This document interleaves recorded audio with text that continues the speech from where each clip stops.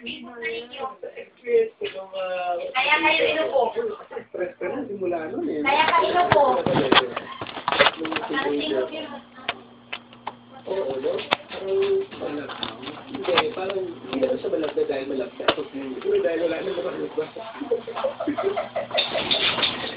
Hindi ka po pilumaan, hindi ka pwedeng lumabas. Diyan ka lang.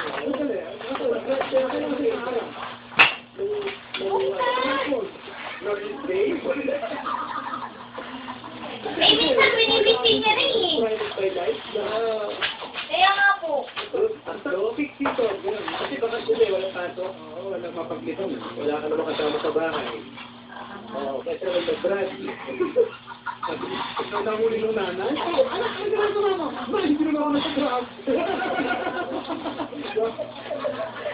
At sa ba, hindi ako traffic tayo. Oo, ka.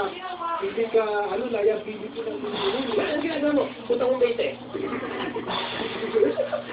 Tapos wala din nanay. Pagkatapos mo, magkain ka na. Pagkatapos mo dyan, Bear. Di ba? Alam pa na rin. Sarap na pera talaga ng mga nanay natin. Mag-teenager tayo na pag pumasok tayo ng kwarto, madalas, may ginagawa tayo. Oo, kasi amoy Clorox. Diba? Alam na ng mga nanay, ang pinagagawa nila. Yes, saka sila naglalaba ng ating mga ginagawa.